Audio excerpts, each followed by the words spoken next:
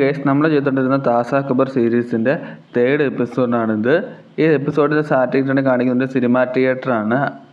ആ തിയേറ്റർ ഓടിക്കൊണ്ടിരിക്കുന്ന സിനിമയ്ക്ക് ടിക്കറ്റ് എടുക്കാൻ വേണ്ടി രണ്ട് പിള്ളേരെ ടിക്കറ്റ് കൗണ്ടറിലേക്ക് വരുന്നു. അപ്പോൾ ടിക്കറ്റ് കൗണ്ടറിലെ ചേട്ടൻ ചോദിക്കുന്നു, നിങ്ങൾക്കിത് എത്ര വയസ്സായിരുന്നു? അപ്പോൾ അവർ ചേട്ടൻ ഒന്ന് തരാനൊക്കെ പറഞ്ഞു. സത്യം പറഞ്ഞാൽ ആ തിയേറ്റർ ഓടിക്കൊണ്ടിരിക്കുന്നത് ഏപ്പടമായിരുന്നു. ഈ പറഞ്ഞ രണ്ട് പിള്ളേരാണ് വസന്തിന്റെ ആ കൂട്ടുകാരനും. ആ രണ്ടുപേരും സിനിമ കണ്ടിട്ട് അന്തം വിട്ട് കുന്തം പോലെ ഇരിക്കുകയാണ് അവിടെ. അതേ സമയത്ത് നേരെ പ്രസന്റിലേക്ക് വന്ന് അവിടെയാണെങ്കിൽ വസന്തിന്റെ കൂട്ടുകാരൻ TV നോക്കിക്കൊണ്ട് മനീഷിനെ പറഞ്ഞു കൊടുത്ത ആൻസർ ശരിയാണോ തെറ്റാണോ എന്ന കൺഫ്യൂഷനിൽ ആള് TVയിലേക്ക് ഇങ്ങനെ നോക്കിക്കൊണ്ടിരിക്കുകയാണ്. ആ സമയത്ത് TVയിൽ ഇങ്ങനെയാണ് പ്രോഗ്രാമിലെ ആൻസർ പറഞ്ഞിട്ടുണ്ട്. ആൻസർ ശരിയാണോ തെറ്റാണോ രണ്ട് കൂട്ടർക്ക് നല്ല ഡൗട്ട് ഉണ്ടായിരുന്നു. അവസാനം ആങ്കർ ആണെങ്കിൽ അങ്ങനെ പറഞ്ഞ ആൻസർ ശരിയാണെന്ന് അനൗൺസ് ചെയ്യുന്നു.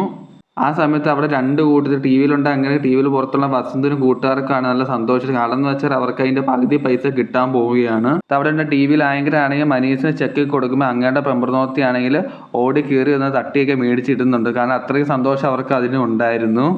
ഇതെല്ലാം കഴിഞ്ഞിട്ട് വസന്ത് മനസ്സിൽ പറയുകയാണ്, എന്ത് സംഭവിച്ചാലും അവരെ എങ്ങനെയെങ്കിലും പറഞ്ഞ് വിശ്വസിപ്പിക്കണം. ഇത് ഞാൻ പറഞ്ഞ ആൻസർ കൊണ്ടാണ് നിങ്ങൾക്ക് ഇത്രയും പൈസ കിട്ടിയത് എന്ന് പറഞ്ഞ്. അടുത്ത സീനിൽ കാണിക്കുന്ന നമ്മുടെ വസന്തിന്റെ ഗേൾഫ്രണ്ടായ മധുബാല അവളുടെ സ്ഥലത്തിരുന്ന് അവളുടെ കൂട്ടരോടൊക്കെ സംസാരിച്ചുകൊണ്ടിരിക്കുകയാണ്. ആ സമയത്ത് വസന്ത് അങ്ങോട്ടേക്ക് കയറി വരുന്നുണ്ടായിരുന്നു. അവൾ ചോദിക്കുന്നുണ്ട്, എന്തിനാ ഈ സമയത്ത് ഇങ്ങോട്ടേക്ക് കയറി വന്നു എന്നൊക്കെ. അപ്പോൾ അവൻ പറയുന്നത്, ഞാൻ ഒരു 9 ലക്ഷം ഉണ്ടാക്കാൻ പോയത്, അതിന് പകരമായിട്ട് ഞാൻ 30 ലക്ഷം ഉണ്ടാക്കിയിട്ടാണ് ഇപ്പൊ തിരിച്ചു വന്നിരിക്കുന്നത്. അപ്പോൾ അവൻ പറയും, നാളെ നിന്റെ അപ്പോയിന്റ്മെന്റ് ഞാൻ ഫിക്സ് ചെയ്തിട്ടുണ്ട്. ബേക്കറിയിലേക്ക് വരെ എനിക്ക് എല്ലാവരെയും കണ്ട് കാര്യം സംസാരിക്കേണ്ട, എനിക്കൊരു വലിയ കമ്പനി തുടങ്ങണം, അതിനുള്ള പ്ലാനിങ് ആണ് അവിടെ നടക്കാൻ പോകുന്നത് എന്നൊക്കെ പറഞ്ഞു. എന്നിട്ട് മധുബാല അവനെ തൊട്ട് വിടാൻ നോക്കിയപ്പോൾ അവൻ പറഞ്ഞു, അയ്യോ എന്നെ തൊടല്, നീ എന്നെ തൊടുകയാണ് ഞാൻ നിന്നെ ഇവിടുന്ന് കൂട്ടിക്കൊണ്ട് പോയിട്ടേ തൊടാൻ പാടുള്ളൂ. എന്തിനാന്ന് വെച്ചാൽ നിന്നെ കല്യാണം കഴിക്കാൻ വേണ്ടി കൂട്ടിക്കൊണ്ട് പോയ ശേഷം മാത്രമേ നിന്റെ ശരീരത്തിന് തൊടത്തുള്ളൂ. ഇതെല്ലാം കഴിഞ്ഞ് അവൻ വീട്ടിലേക്ക് വന്ന് ഉറങ്ങിക്കൊണ്ടിരിക്കുന്ന അമ്മയുടെ മടിയിലേക്ക് കിടന്നിട്ട് അമ്മയോട് പറയണം, അമ്മ എനിക്കൊരു വരം കിട്ടിയിട്ടുണ്ട്, ഞങ്ങളുടെ കഷ്ടപ്പാടെല്ലാം മാറാൻ പോവുകയാണെന്നൊക്കെ. ശരിടാ മോൻ എന്നൊക്കെയെന്ന് പറഞ്ഞിട്ട് അമ്മയാണെങ്കിൽ അവൻ്റെ തലക്കൊരു കൊട്ടും വെച്ച് കൊടുത്തിട്ട് അവിടെ കിടന്നുറങ്ങാൻ പറയുകയാണ്.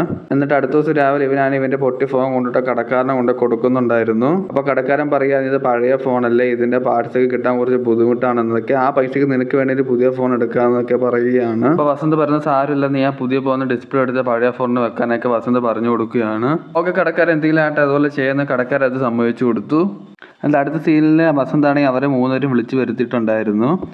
അവരോട് പറയാണ്, ഞാൻ ബിസിനസ് തുടങ്ങാൻ പോവാണ്. ആ ബിസിനസ്സിൽ ആദ്യം തന്നെ ഞാൻ പാർട്ട്ണർ ആക്കുന്നത് മെഹബൂബായിനെയാണ്. അപ്പൊ അങ്ങനെ പറയുന്ന ആയിക്കോട്ടെ, അതൊക്കെ അവിടെ നിൽക്കട്ടെ, എന്ത് ബിസിനസ് എന്നൊക്കെ ചോദിക്കുന്നു. അപ്പൊ വസന്ത് പീറ്ററോട് പറഞ്ഞു, പീറ്റർ നീ അത് എന്താന്ന് വെച്ചാൽ പറഞ്ഞു കൊടുക്കാൻ. അപ്പൊ പീറ്റർ പറഞ്ഞു, നിങ്ങൾ തന്റെ പൈസ കൊണ്ട് എന്റെ അപ്പൻ രക്ഷപ്പെട്ടു. അപ്പൊ വസന്ത് പറഞ്ഞ കള്ളത്തരം പറഞ്ഞ് നിർത്തി, എനിക്ക് സത്യം പറയാൻ പറഞ്ഞു. അപ്പൊ പീറ്റർ സത്യം പറഞ്ഞു, നിങ്ങൾ തന്നെ പൈസയും കൊണ്ട് കഴിഞ്ഞ ദിവസം ആ TV ഷോയുടെ നടന്ന കാര്യങ്ങളൊക്കെ പറഞ്ഞു കൊടുക്കുന്നു. അത് കഴിഞ്ഞിട്ട് പറയുന്നു, ബാക്കി വന്ന പൈസയും കൊണ്ട് ഞങ്ങൾ താജിൽ പാർട്ടി നടത്തിയിരുന്നു. അവസാനം എല്ലാത്തിനും ബാക്കി വന്ന കുറച്ച് പൈസ ആണെങ്കിൽ പീറ്റർ ആണെങ്കിലും മെഹബൂബായിക്ക് എടുത്തു കൊടുക്കുകയും ചെയ്തു. ഇതെല്ലാം കഴിഞ്ഞപ്പോൾ TV ഷോയുടെ വിന്നറായി അവർ രണ്ടുപേരും വന്നത്. അപ്പോൾ വസന്ത് ചോദിക്കുന്നത്, എൻ്റെ ഷെയർ എവിടെയൊക്കെ ചോദിക്കുന്നത്, എന്ത് ഷെയർ എന്ന് തിരിച്ചും ചോദിക്കുന്നു. നീ പറഞ്ഞ ഉത്തരത്തിന്റെ ആദ്യത്തെ ഒരു അക്ഷരം മാത്രം, ആ അക്ഷരത്തിൽ 2 ഉത്തരം ഉണ്ടായിരുന്നു. അതുകൊണ്ട് ഞാൻ നിന്റെ എന്ത് കാര്യം പറഞ്ഞാൽ നിനക്ക് ഞാൻ പൈസ തരുന്നത് എനിക്ക്. ആ സ്ത്രീ ആണെങ്കിൽ വസന്തിനോട് ചോദിക്കുന്നു. എന്നിട്ട് ആ സ്ത്രീ വസന്തിനോട് പറഞ്ഞു, എൻ്റെ ഭർത്താവിൻ്റെ എൻ്റെയും പൈസ മോഹിച്ച് ആരും എൻ്റെ അടുത്തേക്ക് വരണ്ടെന്നൊക്കെ. അത് ഞാൻ സ്ത്രീ വസന്തിൻ്റെയും ഗേൾഫ്രണ്ടോ ചോദിക്കുന്നു, നീ എൻ്റെ ഭർത്താവിനെ പിടിച്ച് കൂടുതൽ കിടക്കുമല്ലേ എന്ന്. അപ്പം മധുബാല പറയുന്നത്, ഞാൻ പിടിച്ചിട്ടൊന്നും വരുന്നത്, വീട്ടിൽ നിന്നൊന്നും കിട്ടാത്തതുകൊണ്ട് എൻ്റെ അടുത്തേക്ക് വരുന്നതാണ്. അപ്പം അവളാണെങ്കിൽ മധുബാല എടുത്ത് തട്ടി കയറുന്നുണ്ടായിരുന്നു. അപ്പോൾ അവൾ പറഞ്ഞേ, ഞാൻ തയ്ച്ച ഡ്രസ്സ് ഇട്ടിട്ട് എൻ്റെ അടുത്ത് ചൂടാൻ വരുന്നു എന്നൊക്കെ അവളെ ചേറി ചൂടാവുന്നുണ്ടായിരുന്നു. അതിൻ്റെ ഇടയ്ക്ക് ഇവർ രണ്ടുപേരും പിടിച്ചു മാറ്റാൻ നോക്കി വസന്തിന്റെ മുഖത്താണെങ്കിൽ ആ സ്ത്രീ ആണെങ്കിൽ ഒരു അടി വെച്ചു കൊടുക്കുന്നു.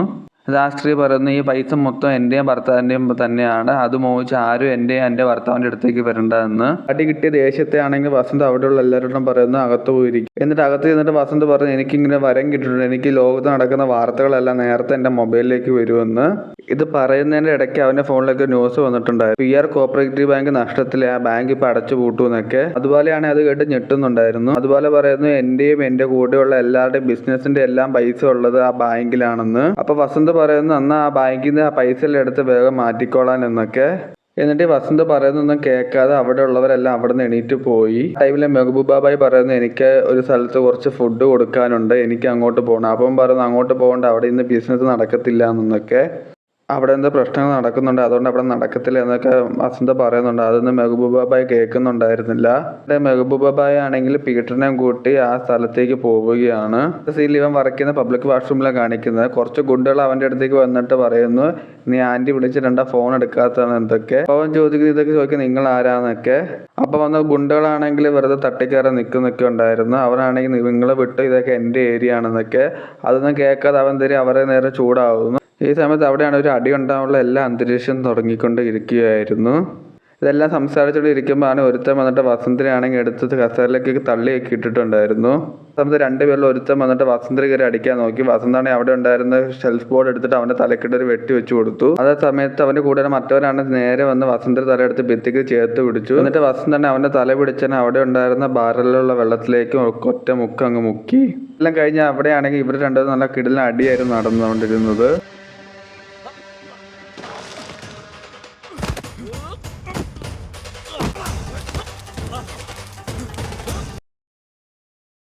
ആ സമയത്ത് വടി കൊണ്ട് ക്ഷീണിച്ച വസന്തിനെയാണെങ്കിൽ അവർ രണ്ടുപേരും വലിച്ചുകൊണ്ട് കൊണ്ടുപോവുകയാണ്. അതേ സമയമാണ് അവൻ്റെ കൂട്ടുകാരനെ പീറ്റർ മെഹബൂബ അവിടെ കയറി വന്നത്. വസന്തിയുടെ ചില്ലി കഷ്ണമിട്ട് കുത്തി കൊല്ലാൻ നോക്കുമ്പോൾ ആണെങ്കിൽ അതേ സമയമാണ് പീറ്റർ കയറി വന്ന് ആ കൊല്ലാൻ നോക്കുന്നതിൻ്റെ കൈ പിടിച്ചു വെച്ചത്. പീറ്റർ ആണെങ്കിൽ അവിടെ അടിയുണ്ടാക്കാൻ വന്നിട്ട് തലയ്ക്കൊരു കൊട്ടും വെച്ചിട്ട് അവർ രണ്ടുപേരും അവിടെ നിന്ന് പോവുകയാണ്. എന്നിട്ട് അടുത്ത സീനിൽ വസന്തിൻ്റെ ഗേൾ ഫ്രണ്ടായ മധു ആണെങ്കിൽ വസന്തിൻ്റെ അടുത്ത് വന്നിട്ട് പറയുകയാണ്, നീ പറഞ്ഞൊക്കെ ശരിയായിരുന്നു, എനിക്ക് അക്കൗണ്ടുള്ള ബാങ്ക് ആണെങ്കിൽ പൂട്ടിപ്പോയിരിക്കും, എൻ്റെ പൈസ മൊത്തം ആണെങ്കിൽ പോവുകയും ചെയ്തു.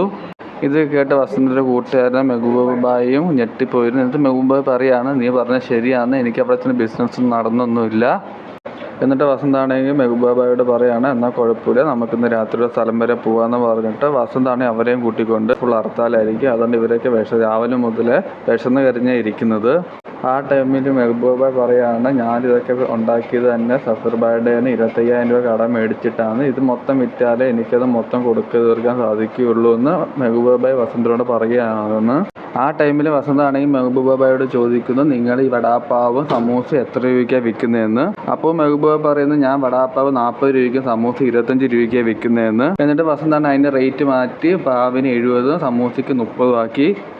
അത് കഴിഞ്ഞ് വസന്താണെങ്കിൽ വടാപ്പാവ് സമൂസ എന്ന് വിളിച്ച് പറയുന്നുണ്ടായിരുന്നു. അത് കേട്ട് അവിടെ ഉണ്ടായിരുന്ന എല്ലാവരും കൂടി ഓടി വന്ന് വസന്തൻ്റെ കയ്യിൽ നിന്ന് വടാപ്പാവും സമൂസയും ചോദിക്കുന്ന വിലയ്ക്ക് മേടിച്ച് കഴിക്കുകയാണ്.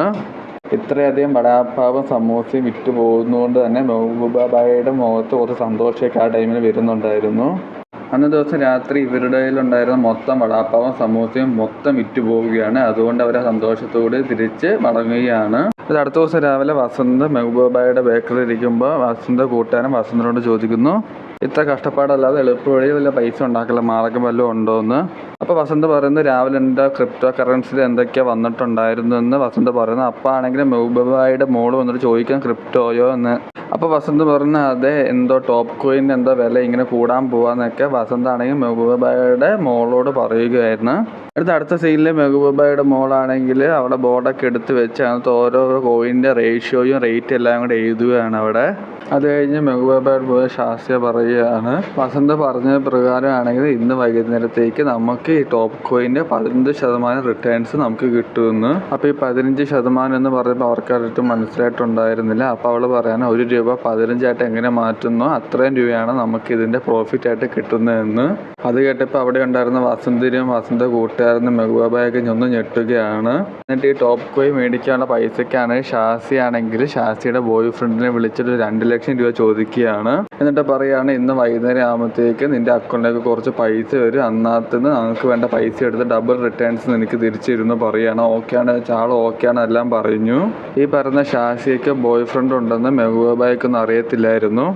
ആ സമയത്ത് ഷാസിയുടെ ബോയ് ഫ്രണ്ടിനെ ഓക്കെ ബേബി എന്നൊക്കെ പറയുമ്പോൾ മെഹബൂബ ബായ് ആണെങ്കിൽ അതിശയത്തോടുകൂടി ഷാസിയെ നോക്കുന്നുണ്ടായിരുന്നു. എന്നിട്ട് കോള് വെച്ച് കഴിഞ്ഞ് ഷാസി ആണെങ്കിൽ അവരോട് പറഞ്ഞു എല്ലാം ഓക്കെ എന്ന്. അപ്പോൾ ആണെങ്കിൽ മെഹബൂബ ബായ് ആണെങ്കിൽ ഷാസിയുടെ നോട്ടം നോക്കുന്നുണ്ട്. അപ്പോൾ ഷാസി പറയുന്നു, ഈ അപ്പുറം എന്നെ വഴക്ക് പറയുകയാണെങ്കിൽ ഞാൻ ഈ പരിപാടിക്ക് ഇല്ല എന്ന്. പിന്നെ വൈകുന്നേരം ആയി കഴിയുമ്പോൾ ഈ പറയുന്ന ടോപ്പ് കോയിൻ്റെ വില 15% ഉദിച്ചങ്ങ് കയറി. അതുകൊണ്ട് തന്നെ ഇവർ ഇൻവെസ്റ്റ് ചെയ്ത പൈസയും അതിൻ്റെ റിട്ടേൺസും കുറേ പൈസ ഇവരുടെ അക്കൗണ്ടിലേക്ക് വരികയാണ്. എന്ന് വെച്ചാൽ ഷാസിയുടെ ബോയ് ഫ്രണ്ടിൻ്റെ അക്കൗണ്ടിലേക്കാണ് ഈ പൈസ മൊത്തം പോയിട്ടുണ്ടാവുക. ഇത്രയും പൈസ ഒരുമിച്ച് കിട്ടിയത് കൊണ്ട് തന്നെ ഇവർക്കെല്ലാവർക്കും നല്ല സന്തോഷം ഉണ്ടായിരുന്നു. ഇതെല്ലാം കഴിഞ്ഞ് വസന്ത പറയുകയാണ് ഇന്ന് മുതൽ നമ്മുടെ ബാങ്കിങ് അക്കൗണ്ട്സ് എല്ലാം നോക്കുന്നത് ഷാസി ആയിരിക്കും, പിന്നെ ക്ലയൻറ്റ്സ് ആയിട്ടുള്ള മീറ്റിംഗ് എല്ലാം ചെയ്യുന്നത് മെഹബൂബ ബായിയും. പിന്നെ വസന്ത പറയുകയാണ് ഈ പ്രാവശ്യത്തെ റിട്ടേൺസ് ഫുൾ എനിക്ക് വേണം, എനിക്ക് എങ്ങനെയെങ്കിലും മധുവിനെ അവിടെ നിന്ന് പുറത്തിറക്കണമെന്ന്. അന്ന് രാത്രി ഷാസിയുടെ ബോയ് ഫ്രണ്ട് വസീം കിട്ടിയ പൈസ മൊത്തം എടുത്തുകൊണ്ട് അവളുടെ അടുത്തേക്ക് വരികയാണ്. എന്നിട്ട് ഈ പൈസ മേടിച്ചിട്ട് വസന്ത പറയുന്നതാണ് വസീമിന് നീ ഇവിടെ നിൽക്കുന്നത് വേഗം വിട്ടോളാൻ പറഞ്ഞ്. എന്നിട്ട് വസീമാണെങ്കിൽ അവൻ്റെ വഴിക്ക് പോവുകയാണ്. എന്നിട്ട് വസന്താണെങ്കിൽ കിട്ടിയ പൈസ മൊത്തം എടുത്ത് അവൻ്റെ ആൻറ്റിയുടെ അടുത്തേക്ക് പോയിട്ട് പറയുകയാണ് ഈ പൈസ മൊത്തം എടുത്ത് ഞാൻ മധുവിനെ കൊണ്ട് ഇവിടുന്ന് പോവുകയാണെന്ന്. അപ്പോൾ അവൻ്റെ ആൻറ്റി അവനോട് ചോദിക്കുന്നു നീ എന്താ കളിക്കുന്നത്, എത്ര മണിക്കൂറത്തേക്ക് വേണ്ടതെന്നൊക്കെ പറയുന്നുണ്ട്. അപ്പോൾ വസന്ത് പറയുകയാണ് മണിക്കൂറത്തേക്കല്ല, എനിക്ക് ലൈഫ് ലോങ് ആയിട്ട് അവളെ ഇനി വേണമെന്ന്. ഇതെല്ലാം പറഞ്ഞു കഴിഞ്ഞ് വസന്താണെങ്കിൽ മധുവിനെ കൊണ്ട് ആ സ്ഥലത്ത് നിന്ന് ഇറക്കി അവൻ്റെ കൂടെ കൂട്ടിക്കൊണ്ട് പോവുകയാണ്. എന്നിട്ട് വസന്തും മധു ആണെങ്കിൽ കാറിലിരുന്നുകൊണ്ട് അന്ന് രാത്രി ഫുൾ ആ സിറ്റി മൊത്തം കറങ്ങി നടക്കുകയാണ്. ആ ടൈമിൽ വസന്താണെങ്കിൽ മധുവിനോട് പറയുകയാണ് എനിക്കിനി വേണ്ടതല്ല, ഞാൻ എടുക്കാൻ പോവാം, തുടക്കം നിന്നിൽ നിന്നാണ്, എനിക്ക് ആഗ്രഹിച്ചത് ഫുള്ള് ഞാനിനി മേടിച്ചെടുക്കുമെന്ന്. എന്നിട്ട് അടുത്ത സീനിൽ കാണിക്കുന്നത് നമ്മുടെ വേശ്യാലയത്തിലെ ഷെട്ടി വന്നിട്ട് പറയുകയാണ് എനിക്ക് പുതിയ പാർട്ടിയിൽ സീറ്റ് കിട്ടിയിട്ടുണ്ട്, ഇനിയിപ്പോൾ ഞാൻ നേരെ CM-ലേക്കാണ് പോകാൻ പോകുന്നതെന്ന്. എന്നിട്ട് ഈ വസന്തിൻ്റെ ആൻറ്റി ആയിരുന്ന രേഷ്മയ്ക്ക് അങ്ങനെ കുറച്ച് സീറ്റ്സ് കൊടുത്തിട്ട് പറയുകയാണ് നേരെ മധുവിനെ വിളിക്കുന്നത്. അപ്പോൾ രേഷ്മ പറയുകയാണ് മധു ഇവിടെ ഇല്ല, വസന്ത് വന്ന് കുറേ പൈസ എൻ്റെ തന്നിട്ട് മധുവിനെ വലിച്ചെറിക്കൊണ്ട് പോയെന്ന്. ഇത് കേട്ടപ്പോൾ ഷെട്ടിക്ക് നല്ല ദേഷ്യം വന്നിട്ടുണ്ടായിരുന്നു. എന്നിട്ട് ഷെട്ടി പറയുകയാണെങ്കിൽ കുറച്ച് കഴിയുമ്പോൾ ഞാനവളെ വിളിച്ചുകൊണ്ട് പോകാൻ വേണ്ടി ഇരുന്നായിരുന്നു എന്ന്. എന്നിട്ട് അടുത്ത ദിവസം ഇവരെല്ലാം കൂടെ മെഹബൂബ ബായിയുടെ കടയിൽ നിന്ന് സംസാരിക്കുമ്പോൾ മെഹബൂബ ബായി വസന്തയോട് ചോദിക്കുകയാണ് ഇവളെയിനെ എവിടെ താമസിപ്പിക്കൂ എന്നൊക്കെ. വസന്ത പറയാൻ ഇവളെയാണെങ്കിൽ എൻ്റെ നെഞ്ചിൽ ഞാൻ താമസിപ്പിച്ചോളാം എന്നൊക്കെ പറയുകയാണ്. ഷാസി വന്ന് ചോദിക്കാൻ ഇനി എന്താ നെക്സ്റ്റ് പ്ലാൻ എന്നൊക്കെ. അപ്പം മെഹബൂബ പറയുന്നത് നെക്സ്റ്റ് പ്ലാൻ ഒന്നും ഇതുകൊണ്ടൊക്കെ മതിയെന്ന്. മെഹബൂബ പറയുന്ന ആ സമയത്താണ് തൊട്ടപ്പുറത്താണ് 2 ചെറുക്കന്മാർ ബെറ്റ് വെക്കുന്നുണ്ടായിരുന്നു.